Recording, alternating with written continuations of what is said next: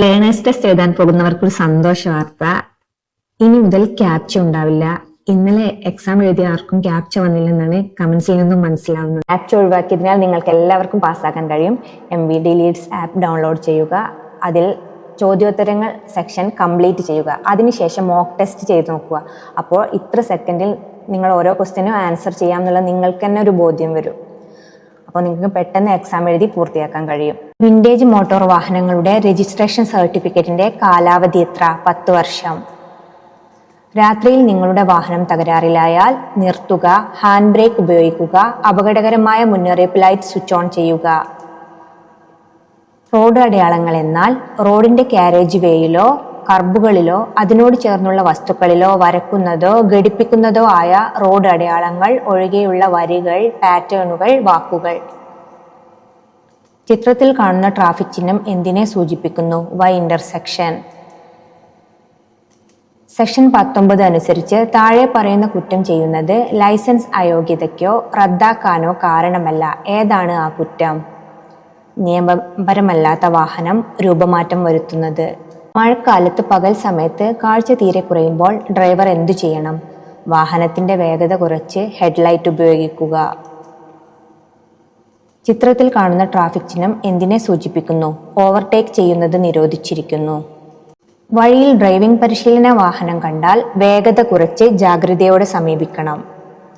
വാഹനം തകരാറിലായാൽ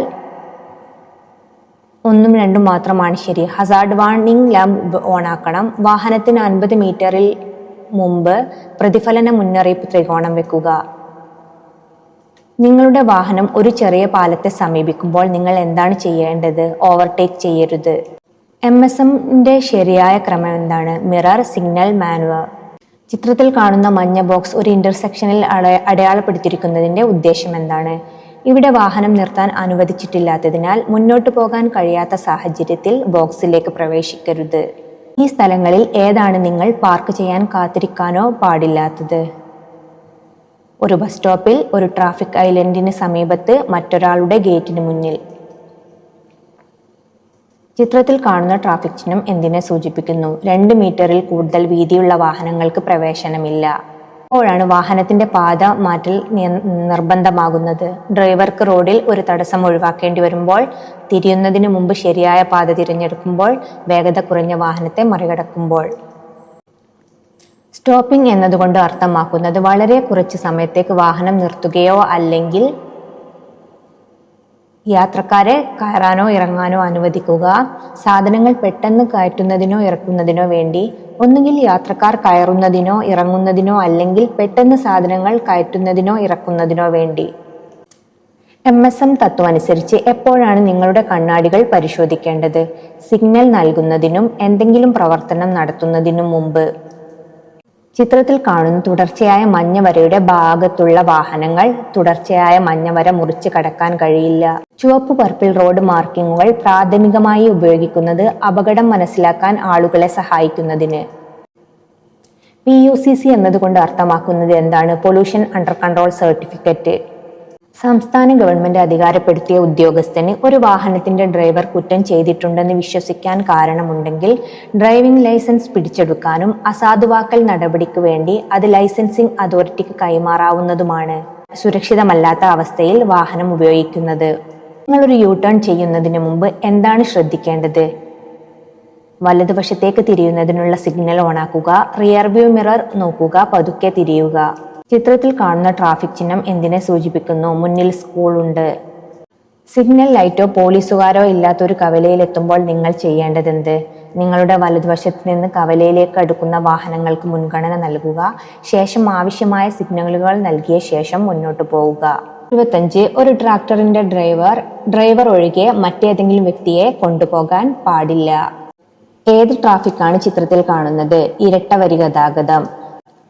ഒരു മോട്ടോർ വാഹനത്തിൽ ബഹുസ്വരമുള്ള ഹോൺ ഘടിപ്പിക്കൽ ശബ്ദമലിനീകരണത്തിന് കാരണമാകുന്നതിനാൽ നിയമപ്രകാരം കുറ്റകരമാണ്. റോഡ് ഉപയോക്താവ് എന്നാൽ താഴെ പറയുന്നവരിൽ ആരാണ് ഉൾപ്പെടുന്നത്? ഒരു വാഹനം ഓടിക്കുന്ന വ്യക്തി, ഒരു വാഹനത്തിൽ റോഡിലൂടെ സഞ്ചരിക്കുന്ന വ്യക്തി, ഒരു കാൽനട യാത്രക്കാരൻ. ഒരു സുഹൃത്തിന്റെ കാർ ഓടിക്കുന്നതിന് വേണ്ടി ഡ്രൈവിംഗ് സീറ്റിൽ ഇരുന്നപ്പോൾ സ്റ്റിയറിംഗ് വീലിൽ നിന്നും വളരെ അകലെ ഇരിക്കുന്നതായി അനുഭവപ്പെട്ടാൽ എന്താണ് ചെയ്യേണ്ടത്? നിങ്ങൾ അനുയോജ്യമായ രീതിയിൽ സീറ്റ് മുന്നോട്ട് ക്രമീകരിക്കുക. ഒരു ലൈറ്റ് മോട്ടോർ വാഹനത്തിന്റെ സാധുവായ ഡ്രൈവിംഗ് ലൈസൻസ് നിങ്ങൾക്കുണ്ടെങ്കിൽ നിങ്ങൾക്ക് താഴെ പറയുന്ന ഏതെല്ലാം വാഹനങ്ങൾ ഓടിക്കുന്നതിന് അനുവാദമുണ്ട്? മോട്ടോർ കാർ മാത്രം. 1. ഇനി പറയുന്നവയിൽ ഏതാണ് PSL തത്വത്തെ നന്നായി വിവരിക്കുന്നത്? Position, speed, look. ഇവിടെ എമർജൻസി ഡ്യൂട്ടിക്കായി നിയോഗിച്ചിട്ടുള്ള വാഹനങ്ങൾ താഴെ പറയുന്നവയിൽ ഏതൊക്കെയാണ്? സ്കൂൾ വാഹനങ്ങൾ, ആംബുലൻസ്, അഗ്നിശമന വാഹനങ്ങൾ, ദുരന്ത നിവാരണ പ്രവർത്തനത്തിനുള്ള വാഹനങ്ങൾ, പോലീസ് വാഹനങ്ങൾ. 3. മുന്നിൽ വലതുവശത്തേക്കുള്ള വളവുണ്ട് എന്നത് സൂചിപ്പിക്കുന്ന ട്രാഫിക് ചിഹ്നം ഏതാണ്? Option B. നിർബന്ധമായും ഹോൺ മുഴക്കുക എന്നത് സൂചിപ്പിക്കുന്ന ട്രാഫിക് ചിഹ്നം ഏതാണ്? Option C. കാറുകളിൽ യാത്ര ചെയ്യുമ്പോൾ 12 വയസ്സിന് താഴെയുള്ള കുട്ടികളെ സംരക്ഷിക്കാൻ രൂപകൽപ്പന ചെയ്ത ഒരു സുപ്രധാന സുരക്ഷാ ഉപകരണം താഴെ പറയുന്നവയിൽ ഏത്? Child restraint system. 6. ചിത്രങ്ങളിൽ കാണുന്ന ട്രാഫിക് ചിഹ്നം എന്തിനെ സൂചിപ്പിക്കുന്നു? Option B. Cross road. 7. Seat belt ധരിക്കാതെ വാഹനം ഓടിച്ചാൽ ഉള്ള ശിക്ഷ? Option C. 1000 രൂപ പിഴ. ചിത്രത്തിൽ കാണുന്ന ട്രാഫിക് ചിഹ്നം എന്തിനെ സൂചിപ്പിക്കുന്നു? സി. ഇടത് ഹെയർപിൻ ബെൻഡ്. പറയുന്ന ഏതു സാഹചര്യത്തിൽ ഓവർടേക്ക് ചെയ്യുന്നത് നിരോധിച്ചിരിക്കുന്നു? ഡി. മുകളിൽ പറഞ്ഞവയെല്ലാം. കനത്ത ട്രാഫിക്കിൽ, ഒരു വളവ് തിരിയുമ്പോൾ, ഇടുങ്ങിയ പാലത്തിൽ. ടയറിൽ NSD എന്നതുകൊണ്ട് നിങ്ങൾ എന്താണ് ഉദ്ദേശിക്കുന്നത്? Non skid depth. നിങ്ങൾ വാഹനം ഓടിക്കുമ്പോൾ ഹെഡ്ലാമ്പുകൾ ഫ്ലാഷ് ചെയ്ത് ഒരു വാഹനം പുറകെ വേഗത്തിൽ വരുന്നു, എന്ത് ചെയ്യണം? സുരക്ഷിതമാണെങ്കിൽ വാഹനത്തെ മറികടക്കാൻ അനുവദിക്കുക. ഭാരത് സ്റ്റേജ് 6 മാനദണ്ഡങ്ങൾ അനുസരിച്ച് വാഹനങ്ങൾക്ക് പുകമലിനീകരണ നിയന്ത്രണ സർട്ടിഫിക്കറ്റിന്റെ കാലാവധി 1 വർഷമാകുന്നു. വാഹനത്തിൽ അമിതഭാരം ഇല്ലെന്ന് ഉറപ്പാക്കാൻ ആരാണ് ഉത്തരവാദി? വാഹനത്തിന്റെ ഡ്രൈവർ. ചിത്രത്തിൽ കാണുന്ന ഹാൻഡ് സിഗ്നൽ എന്തിനെ സൂചിപ്പിക്കുന്നു? ഇടത്തേക്ക് തിരിയാൻ ഉദ്ദേശിക്കുന്നു. യാത്രക്കാരുമായി കാർ ഓടിച്ചു പോകുമ്പോൾ ബ്രേക്ക് വാർണിംഗ് ലാമ്പ് തെളിയുകയും ബ്രേക്ക് പെഡൽ താഴുന്നതായും കാര്യക്ഷമത കുറയുന്നതായും അനുഭവപ്പെട്ടാൽ നിങ്ങൾ എന്തു ചെയ്യും? സാധ്യമായ ഏറ്റവും വേഗത്തിൽ വാഹനം റോഡിൽ നിന്ന് മാറ്റുക. പാർക്കിംഗ് നിരോധിച്ചിരിക്കുന്നു എന്നത് സൂചിപ്പിക്കുന്ന ട്രാഫിക് ചിഹ്നം ഏതാണ്? Option B. പറയുന്നവയിൽ ഏതാണ് അപകടത്തിന് ശേഷം സ്വീകരിക്കേണ്ട അടിസ്ഥാന നടപടി? മുകളിൽ പറഞ്ഞവയെല്ലാം. അതായത് കൂടുതൽ അപകടം സംഭവിക്കാത്ത രീതിയിൽ പ്രദേശം സംരക്ഷിക്കുക, ബി. അധികൃതരെ അറിയിക്കുക, സി. പരിക്കേറ്റവരെ പരിപാലിക്കുക. റോഡ് അടയാളങ്ങൾ എന്നാൽ റോഡിന്റെ കാരേജ് വേയിലോ കർബുകളിലോ അതിനോട് ചേർന്നുള്ള വസ്തുക്കളിലോ വരക്കുന്നതോ ഘടിപ്പിക്കുന്നതോ ആയ റോഡ് അടയാളങ്ങൾ ഒഴികെയുള്ള വരികൾ, പാറ്റേണുകൾ. താഴെ പറയുന്ന രീതിയിലല്ലാതെ ഒരു ലേണേഴ്സ് ലൈസൻസ് ഉടമ വാഹനം ഓടിക്കാൻ പാടില്ല. ഒരു ലൈസൻസ് ഉള്ള വ്യക്തി വാഹനം നിയന്ത്രിക്കാവുന്ന രീതിയിൽ കൂടെ ഇല്ലാതെ. ഇനി പറയുന്നവയിൽ ഏതാണ് വാഹനത്തിന്റെ സ്റ്റോപ്പിംഗ് ഡിസ്റ്റൻസിനെ ബാധിക്കുക? മുകളിൽ പറഞ്ഞവയെല്ലാം. വാഹനത്തിന്റെ വേഗത, വാഹനത്തിന്റെ ടയറുകളുടെ അവസ്ഥ, കാലാവസ്ഥ. നിങ്ങൾ മണിക്കൂറിൽ 30 കിലോമീറ്റർ വേഗതയിൽ വാഹനം ഓടിക്കുമ്പോൾ 1 സെക്കൻഡിൽ എത്ര മീറ്റർ പിന്നിടും? ഏകദേശം 9 മീറ്റർ. നിങ്ങൾ കനത്ത മഴയിൽ വാഹനം ഓടിക്കുമ്പോൾ നിങ്ങളുടെ വാഹനത്തിന്റെ സ്റ്റോപ്പിംഗ് ഡിസ്റ്റൻസ് വർദ്ധിക്കുവാൻ സാധ്യതയുണ്ട്. വലത്തോട്ട് ഹെയർപിൻ ബെൻഡ് എന്നത് സൂചിപ്പിക്കുന്ന ട്രാഫിക് ചിഹ്നം ഏതാണ്? Option B. കാൽനട യാത്രക്കാർ റോഡിന്റെ വലതുവശം സൈഡിലൂടെ നടക്കണം.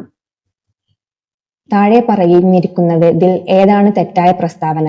LMV ട്രാൻസ്പോർട്ട് വാഹനങ്ങൾക്ക് 7500 കിലോയിൽ കൂടുതൽ GVW ഉള്ളതും 4 ടയറുകൾ മാത്രമുള്ളതുമാകുന്നു. താഴെ പറഞ്ഞിരിക്കുന്നതിൽ ഏതാണ് തെറ്റായ പ്രസ്താവന?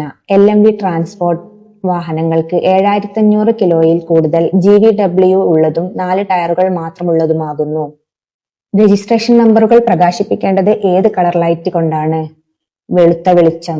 ചിത്രത്തിൽ തുല്യ പ്രാധാന്യമുള്ളതും ട്രാഫിക് സിഗ്നൽ ഇല്ലാത്തതുമായ ജംഗ്ഷനിൽ ഏതു വാഹനത്തിനാണ് രണ്ടാമതായി മുൻഗണന? Option D. Ambulance. Motor vehicles act 1988 section 129 അനുസരിച്ച് ഒരു മോട്ടോർ സൈക്കിൾ ഓടിക്കുന്ന വ്യക്തി ഹെൽമറ്റ് ധരിക്കണം. നിർമ്മാണ മേഖല എന്നതുകൊണ്ട് അർത്ഥമാക്കുന്നത് എന്ത്? നിർമ്മാണ പ്രവർത്തനങ്ങൾ പുരോഗമിക്കുന്നതോ ഏറ്റെടുക്കുമെന്ന് പ്രഖ്യാപിച്ചതോ ആയ റോഡിന്റെ ഒരു ഭാഗം.